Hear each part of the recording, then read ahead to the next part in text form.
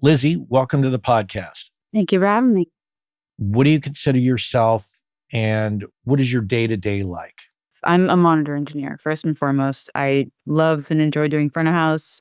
I'm getting more into systems, but primarily my love and passion and my most experience is in monitor world. I tour with a couple of bands, but mostly I work for 3 separate companies and they do festivals, one-offs, tours, and I'm just their kind of in-house tech. And I've become mostly a festival engineer in the last 18 months or so. So my day-to-day is some local venue. Like luckily, if I'm in LA, we'll do SoFi or Forum or, somewhere and be the audio supplier. And then when March to October rolls around, it's just festival, festival, festival. Okay.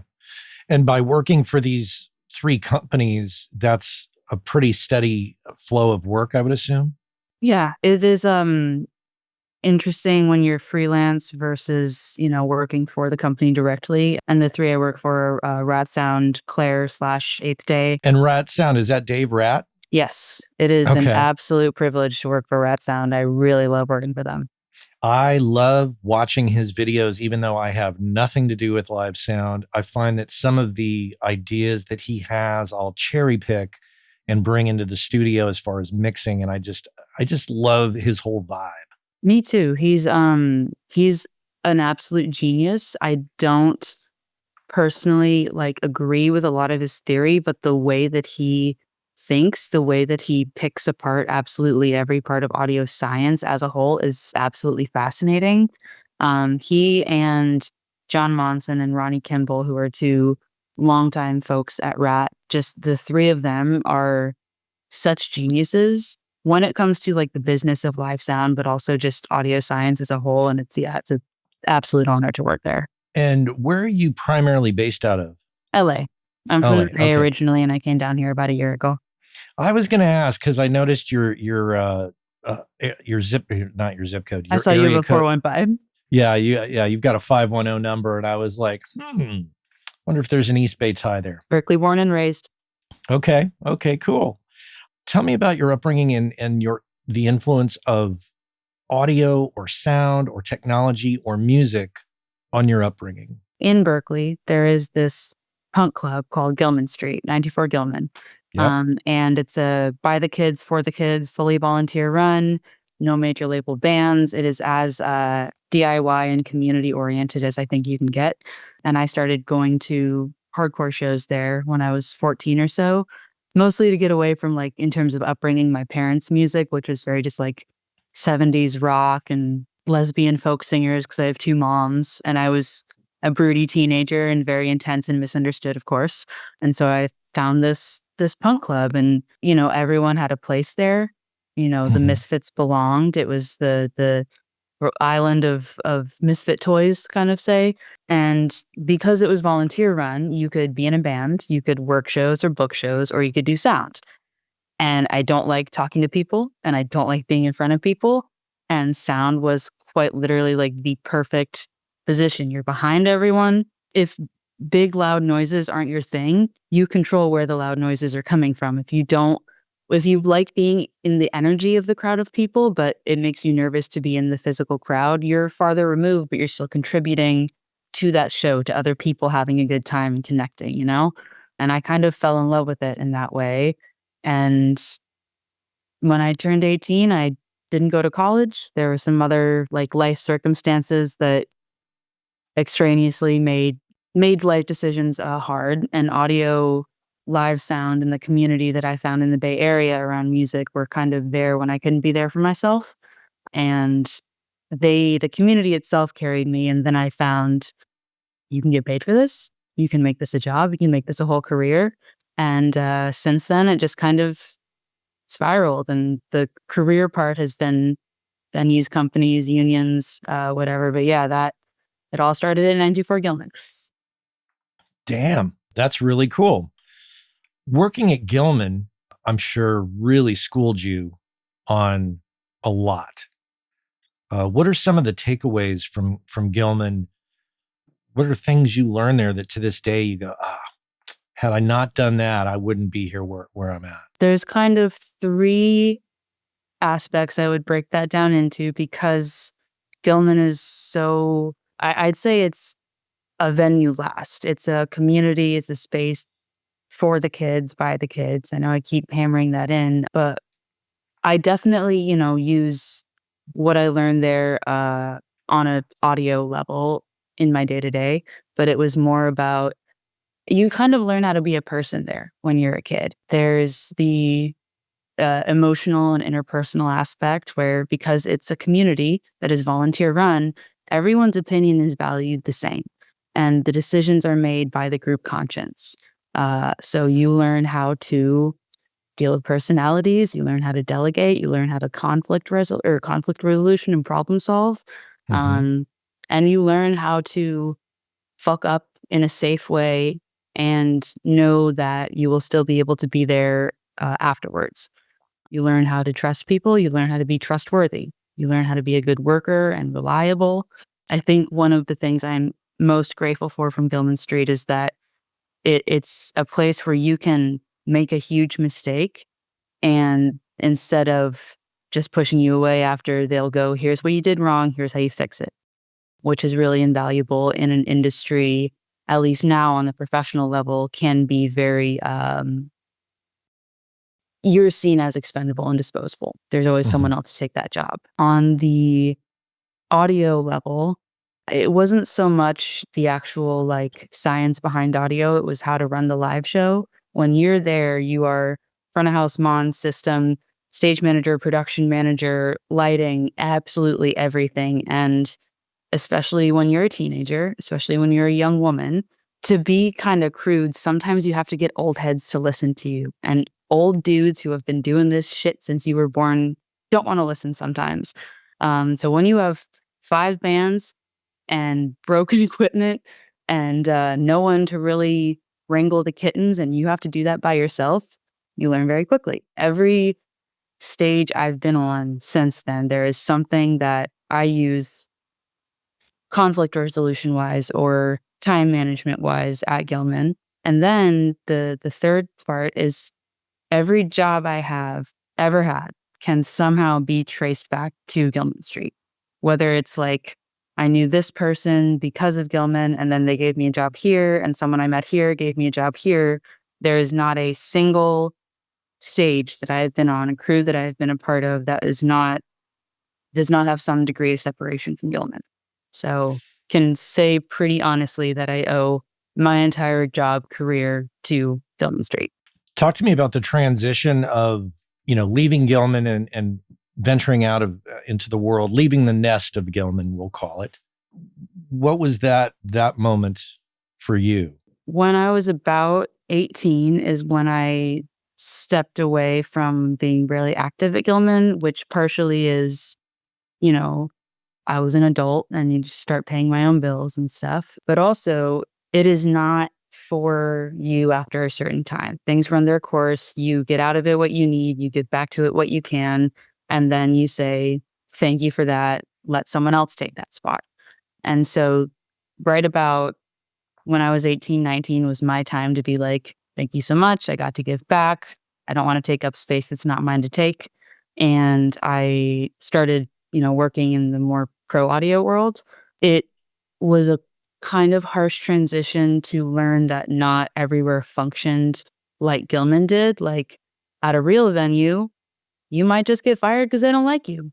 Or if there's a conflict between staff, you don't have like a group meeting about what everyone thinks should be done. There's decisions made by promoters. There's the whole the actual industrial complex of live entertainment, and that was jarring when I was 18, coming from this kind of hippy dippy like punk world, where everything is quite idealistic in terms of how it gets dealt with. And it it is the way it is. It was a kind of rough 6 months working in a real venue for the first time. And after that, you kind of go, okay, am I down to emotionally handle this? Am I down to have this be my day to day? Because it is pretty up and down in terms of how it feels. There was also like, and this is more of a personal thing, but I was struggling myself with some addiction and alcoholism issues and was getting sober at that time. So there was a whole lot of emotion tied into like why audio was there at that time. Because I was, it was like, you have to find something to live for. You have to stay alive. You need like a purpose, something to keep you busy. And that was audio. So a lot of why I love it so much and why that transitional time was so difficult was because I was becoming an adult, working in the real world, seeing what this industry was in its reality, and also like getting sober as a kid. It was a lot. It was a harsh transition. Gilman Street is wonderful for many things, and showing you what the real world in the entertainment industrial complex is like is not one of those. Yeah, I would assume so. It sounds like Gilman is a very nurturing place. What were some of your first gigs as you got out into the real world? What were those gigs? How did you get those gigs? And what was your impression of those? The first real venue that I worked at, which is since shut down and rest in peace, was Slim's in San Francisco. Mm. And I know, right? Slim's and Great American, because they're sister venues.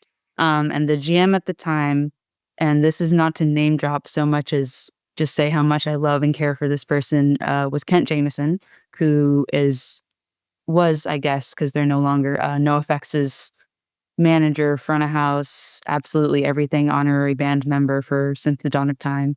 And he, also having been like a shitty little punk kid that got into audio and was like, oh, I have a job now somehow, kind of took a chance because I was, 19, had never had a real audio job before, had only worked at Gilman, and was like, we'll see how you do on monitors.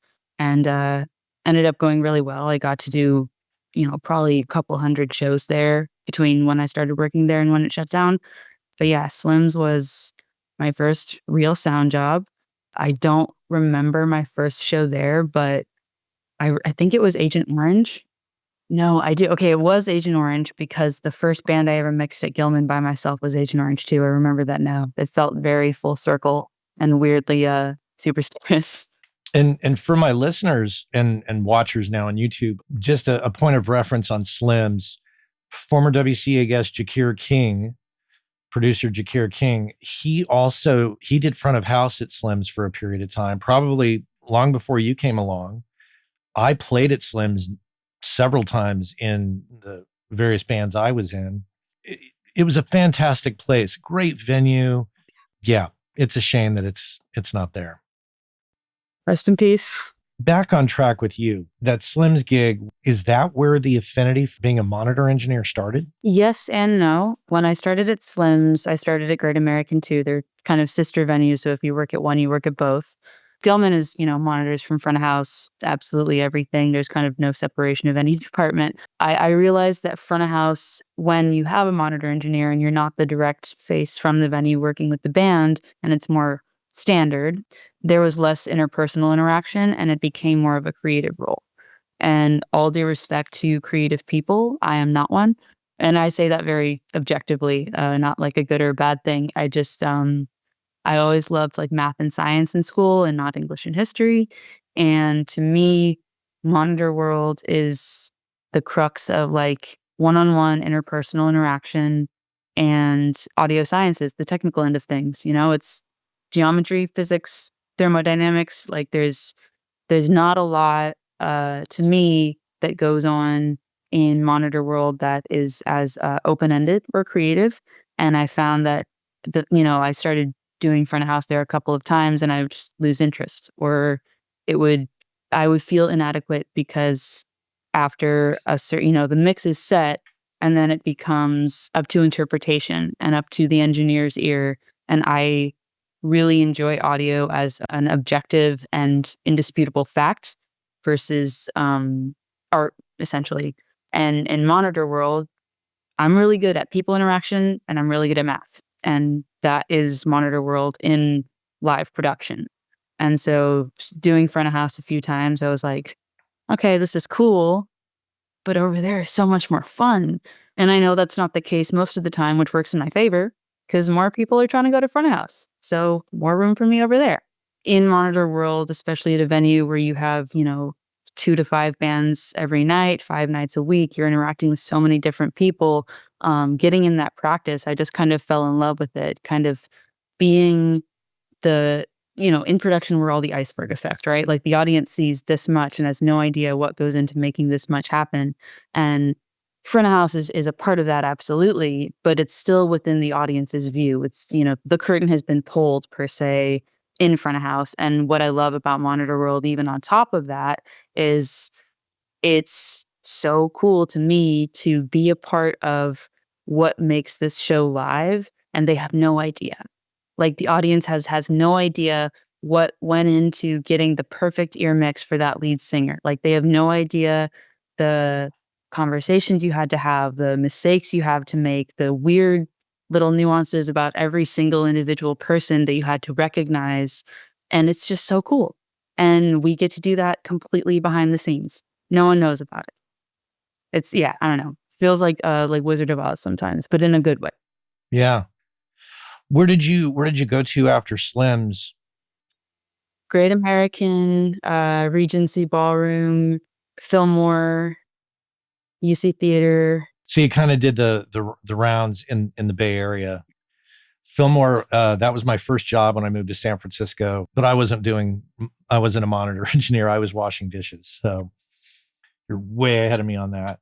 When did you leave the Bay Area? What led to that? It was about almost 2 years ago now. It was like March of 23.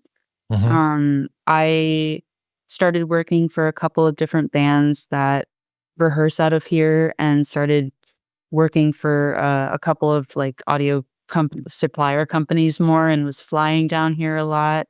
And I found myself on planes or in a car on the 5 so much more often than I was actually home. And I felt a little bit stagnant in the Bay Area. Like I love my home very much. It's always going to be like my heart home. And at a certain point, I just felt like I wasn't able to be challenged as much as I had been before. And it felt like when I was in LA, I was getting challenged in a good way and advancing in ways that felt fulfilling. And I was just here a lot. And so I moved, and so far so good. I don't think I will settle down here. I miss the redwoods so much, but for now, it's a very good move. Do you feel like if you had stayed in the Bay Area, do you think you could have made a decent living just doing the circuit of all the clubs and venues you mentioned? Yeah, I mean, yes, I was fine then. I wasn't like strapped for money every month, which I will say, I know that's not the case for everyone. So I'm very lucky to have been in that position. It was more so of like a mental challenge, I guess. One of the things I love about live sound in general is that it is ever changing. You can have the same room, same equipment, same musicians 5 days in a row. Every time it's going to be radically different. It could be the humidity in the room that changes it. Like there's so many factors that constantly change the formula of what our jobs look like, and that's my favorite part. And even with just that circuit I was in, it felt like a snake eating its own tail. And because in the Bay, there's the venue level, there's kind of some festival level, but that work for sound companies is so much smaller than down here in LA.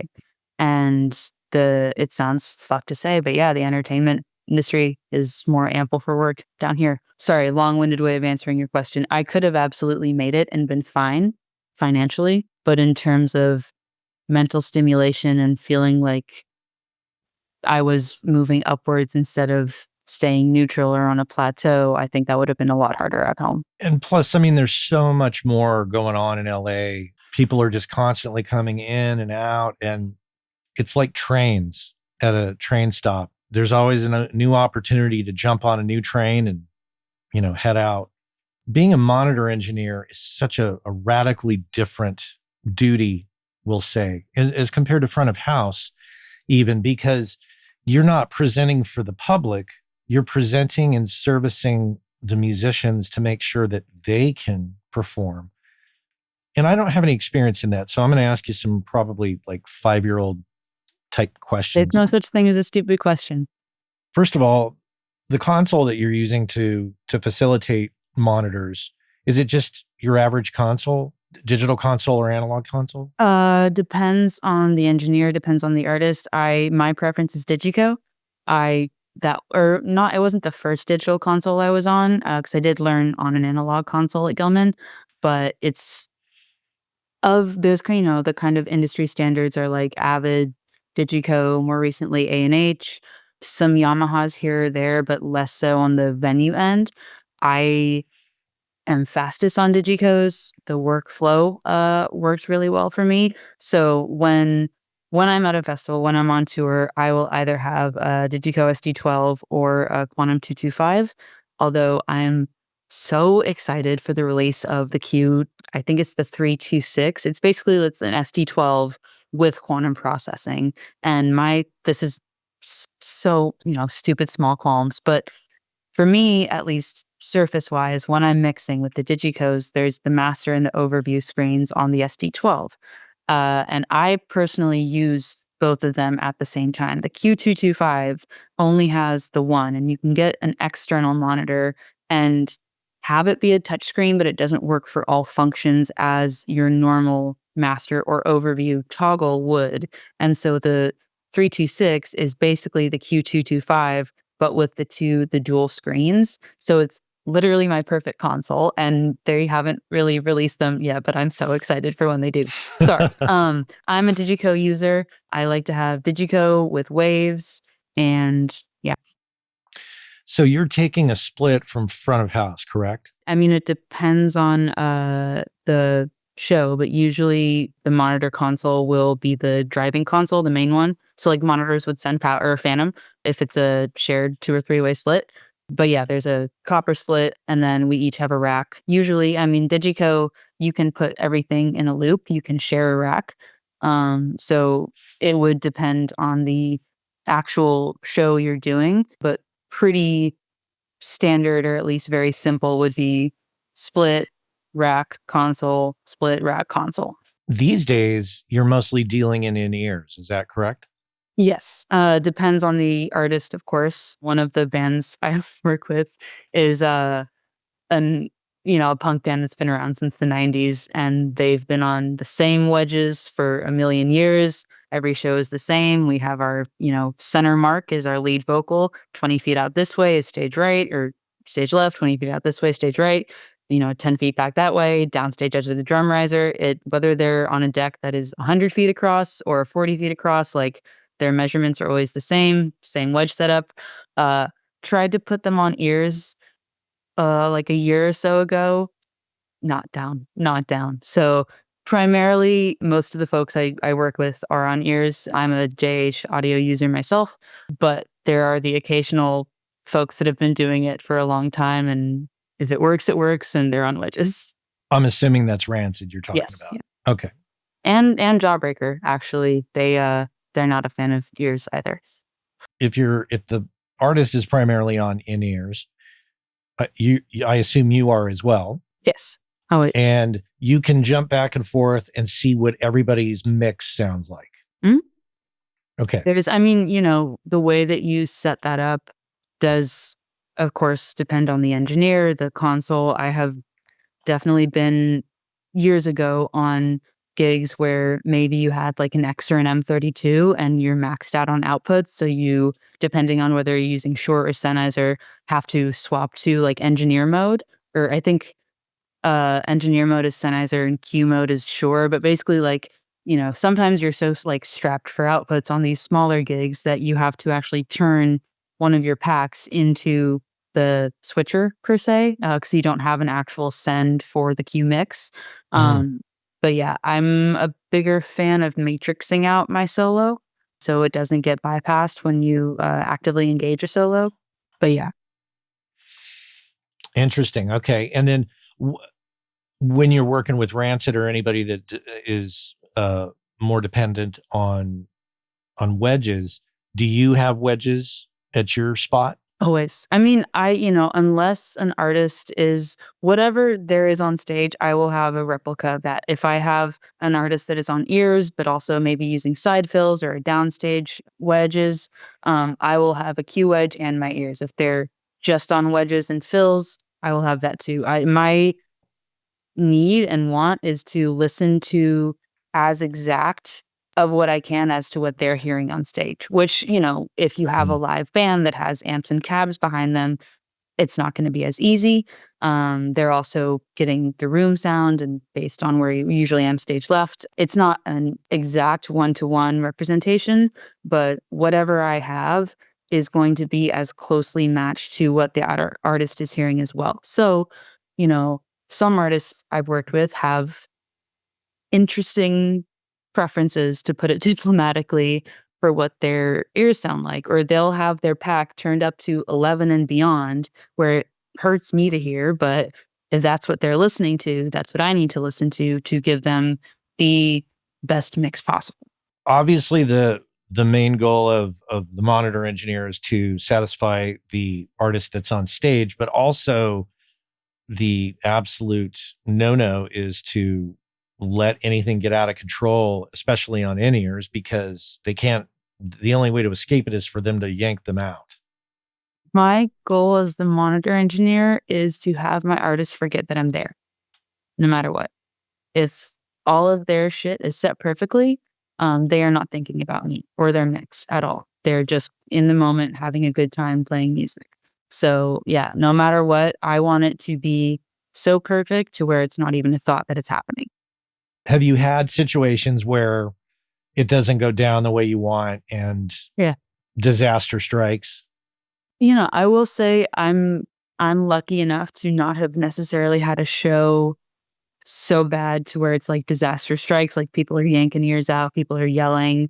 I've seen that happen. I've seen stuff thrown. I've seen, active yelling battles on stage during a show with a monitor engineer and artist. I think the worst I've had is at festivals sometimes, say you're the house engineer, the festival engineer, and you have 8 to 10 different bands that day. You've never met them before. You have whatever, 30 to 60 minutes beforehand to meet them, find out what they need, run a line check, run a sound check, dial mixes.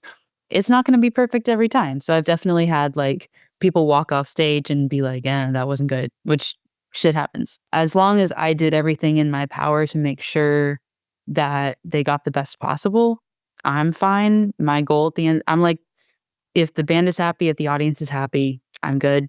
Uh, if you meet someone and 30 minutes later you have to dial in a mix for them, it's probably not going to be the best mix they've ever had. But I will say I'm lucky enough to have not had like an absolute nightmare. Someone rips their shit out, someone throws something at you, they're yelling at you.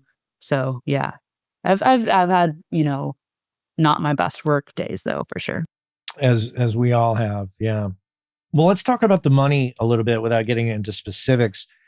What is the best way for a monitor engineer to determine their value and figure out how much to ask for? I don't even know like how that process works in that world. Do they say, we're hiring a monitor engineer and this is the budget and this is what we're paying? Or do you come in and say, this is what I need to do this gig? How much does a bag of groceries cost? A bag of groceries, it depends on if you're going to Whole Foods or Trader Joe's. Exactly. So that question is kind of hard to answer because it is so circumstantial and contextual. If you work for a vendor or a supplier, they say, this is the rate. Do you want the job? If you met someone at a festival and they're like, oh, hey, do you ever tour? Let me get your contact info. And they hit you up a month later and they're like, we have some dates here and there. Like, what's your rate? Then you might go back and forth on it. It all fully depends on who you are contracting with and how you got brought onto that position, whether it's through a company or whether you're freelance. I will say I am fully for rate transparency. I think we should all know what we're getting paid so no one gets underpaid, because there is not a lot of protections for techs and engineers within the live production world. There's, we have IATSE, but in terms of like touring personnel, there are so few protections and regulations to make sure people don't get underpaid that, a lot of shit gets overlooked. And I think that because it's not seen as a positive thing to talk about how much you're getting paid in the number. A lot of people don't know that, oh shit, I should be getting twice this, or I'm, not charging my worth. I definitely took a couple of tours where I was nervous about the number, but because I was so green, I didn't feel like it was my place to say like, hey, person who's done this for 10 years longer than I have, should I be getting paid this? Or like, what are you getting paid? And I took a massive cut and I suffered financially from it. And so now, I mean, like, I know what my rate is. There's like potentially a homie rate where like if someone is in a newer band and they need a one-off kind of thing and their budget isn't my normal day rate or my weekly, then sure, whatever. But by and large, I have a contract and it says if I'm doing this, I do this. If I'm doing this, I do this. And a client, whether it be someone that I am freelancing for, like on a band or artist level, or a company that I work for, they can choose to pay it or not. But yeah, there is little to no regulation, at least in like the independent contracting freelance live world, of rates. And it is not seen as a good thing to necessarily talk about it. So a lot of people get underpaid. A lot of people work way harder than they should for very little money. And a lot of companies take advantage of that, unfortunately.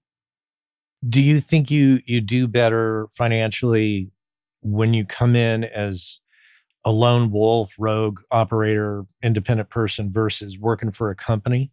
In my personal experience, it's about the same because the artists that I work for have a certain level of a budget. If I were to go be independent for Taylor Swift, Ariana Grande, Billie Eilish, I'd probably do much better because, at that point you're like on a retainer. You're getting a salary from an artist. But for now, I contract for everyone.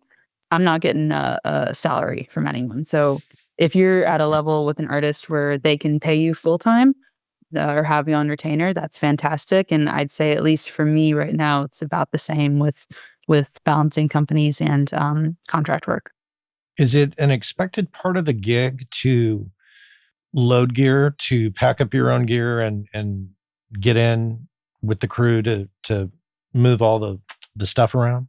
I mean, yes and no. So when you're when you're busting your truck down and getting ready for load in, like you have X amount of stagehands, you have X amount of techs, that are there. So it's you're not ever like just unloading the truck by yourself. I'm very much a like hands where hands are needed person. I mean, you're in there, you're at the truck saying this stage right, that stage left, that downstage, but these gigs are too big to not have stage hands. So usually you'll have at least like say like 6 to 10 audio hands, especially if you're hanging PA. And they'll be like, okay, once the truck's dumped, those two stick with monitor world, those two go to front of house, delegate and get the show going. But it's yeah, they're far too big to have us do it by ourselves. Whether you've been on the road or not, I think we all know that it is what you make it. I don't know if you'd agree with that. It can be a challenging place for your health, for your mental well-being, for your vices, but it all depends on you as a person. What's your experience? How do you manage your life on the road? I will say the bands that I tour with currently and have toured with in the past, by and large, have been very wonderfully understanding people, both crew and artists. And there hasn't been a crew I've been with that felt like I was battling something. Like, there's the normal challenges of the road. There's inconsistent sleep schedules. They're, like you said, hard to keep up with health sometimes. The physically just being in a different place every day can wear on the body. There's the normal stuff that we cannot control. And then if on top of that, you're beefing with someone or there's an annoying person on your bus, like that makes it even harder. And I've been fortunate enough to not have that. But I especially, I'm a very introverted person. I have lived like a grandma, I think, since I was about 20. I don't leave my house that much. I go to work, I go hiking, I go camping, hang out with a couple of friends, and I stay home. So for me, at least, part of sanity on the road is I schedule alone time every single day, no matter what. I have people at home that I call and check in on no matter what. I make sure to take care of baseline shit. There is stuff I do have control over, there is stuff I don't. To some extent on the road, you can control your sleep, how much you're eating, like fucking drinking water and staying healthy and all that shit. And so that is the only thing when you're on tour that you have control over is your own baseline needs. Everything else is subject to change. You know, you could have a scheduled off day and then they're like, oh, we actually have this surprise like TV thing. So everyone's flying to New York tonight, no sleep. We're going to go do Kimmel or whatever. And then we're going to fly back. And you're like, cool. So we're going to be up for 26 hours and then have another load in like 3 hours later. Like you have zero control over your environment on the road.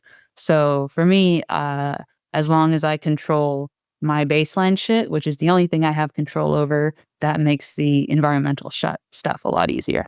There's that aspect of it, of managing yourself on the road, but there's also the other aspect of managing what's happening at home, getting your bills paid, making sure that, I guess it depends on where you live, making sure your pipes haven't frozen or your refrigerator hasn't died, or if you have pets, making sure they're getting fed. What are the aspects of that one needs to think about, and what's your experience? So I kind of, back on that introvert stuff, live a pretty like solitary little life here at home. I'm, at the, the last time I was touring pretty heavily early this year, had a partner, not anymore, but I have a bunch of houseplants. I have no pets. So I have a friend who comes over once a week when I'm on the road to water the plants, check on all the stuff.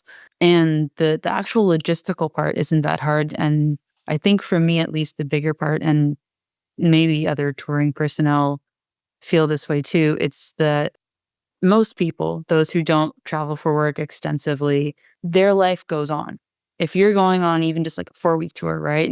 Short little run, say you leave on the first of whatever month, your life at home gets put on pause.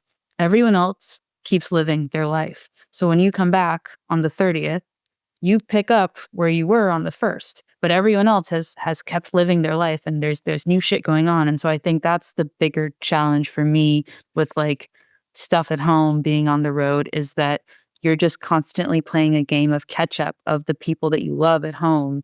And that's for me more of a challenge than like making sure the plants get fed.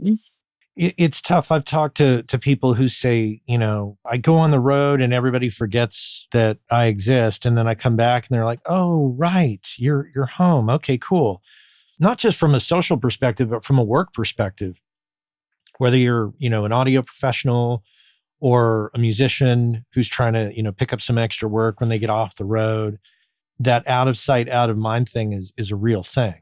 Absolutely. It can feel really disheartening at times. Even though it's not an isolated incident, you can know logically that, everyone you were just with on that crew probably feels the same way, but it can definitely be a very isolating feeling. You seem like, you're pretty early on in the career and you're fairly young. So have you thought or put any thought into the long-term play of like, are you going to keep going on the road and keep doing monitors for a certain amount of time? Do you have other interest in other parts of audio or other things in general to do work?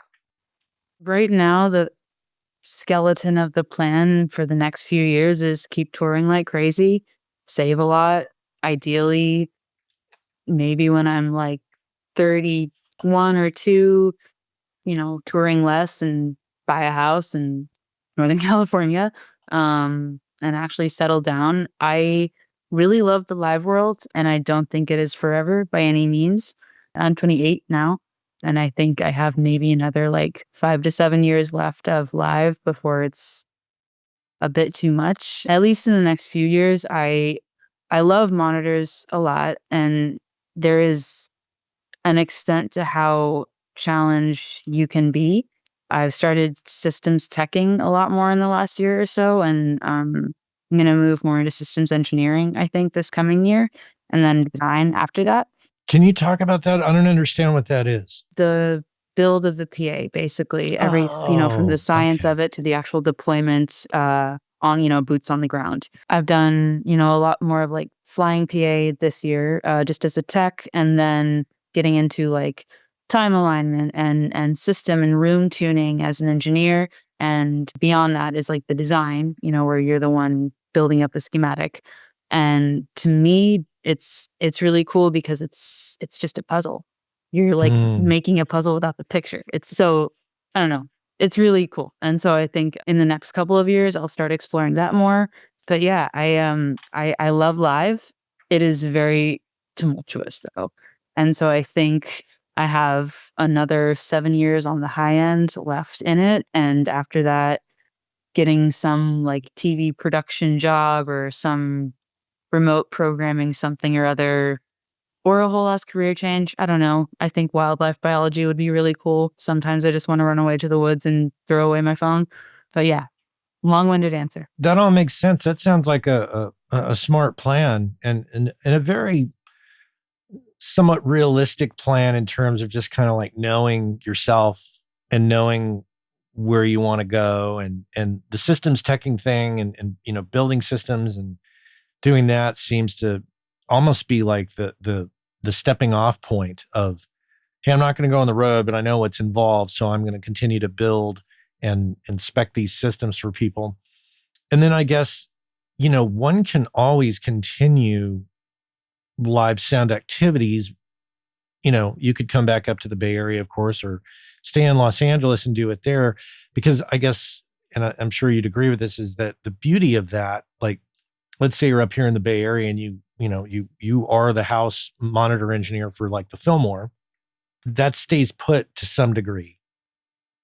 And you don't have to go and set up every day and from scratch. You can just show up and deal with the band that you're dealing with that night, or bands. It's when you said, like it seems like kind of newer in the career, it was like, it's funny to think about because it's such a yes and no thing. Like I've been doing this since I was 16, live sound in general, which Mm-hmm. makes me feel old as fuck to say, but that is, my God, that's 12 years. I've been touching faders for 12 years, but it doesn't, the actual career part of that has been a very succinct, like 4 to 5 years. Mm-hmm. Because, there's the teenage part, there's the, oh shit, you have to be 21 to work at a lot of these venues, do other stuff until you can like legally work at a venue, do the club circuit, that working at like Fillmore, Slim's, Great American, few nights a week, for a while. And only in the last like 3 years ago, I did like a van tour, not for me. So only I consider I started actually touring like 2 years ago. And then this past year, moving to LA, doing the festival circuit as a house engineer, has been like a year. So I forget, it feels like such a time warp sometimes because I've been doing it for a very long time in terms of like general basic live sound, but the more pro level has been in the last few years. It has just gone from this to this very quick, like more quickly than was anticipated. And the past February, I didn't work for any audio companies at all. A month later, I was one of the main engineers on a large stage at Coachella. Like the jump happened quite rapidly, and it still kind of feels like a bit of a whiplash effect. So just when you said that, I was thinking it feels like yes and no at the same time. Back to money for a little bit. Let's talk a little bit about money management. When you're on the road, you could control what you spend, and you don't necessarily have to spend, because I assume that you're getting a per diem, you're getting a salary or a rate per show.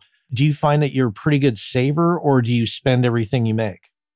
I was raised in a way to, every cent, every half a cent matters. I luckily have not really struggled with saving. I have, high yield savings account, some investments. My shit's taken care of. I'm lucky to be like, I don't have, student loan debt because I didn't go to college. No debt, good credit. I'm pretty lucky to be in like a stable financial standpoint. Like you said, being on the road is great. financially because you're not spending money on gas, you're not spending money on food. There's, I know folks who like sometimes choose to like rent their spot out or like Airbnb it when they're gone if it's, like just them or they don't have a family there. I personally like my own stuff. I don't like my stuff being touched. It's my area. But yeah, I always think about it like, my rent is X, my bills are X. That's half of a weekly rate, right? So if I do a half a week of this tour, my shit's paid for the month.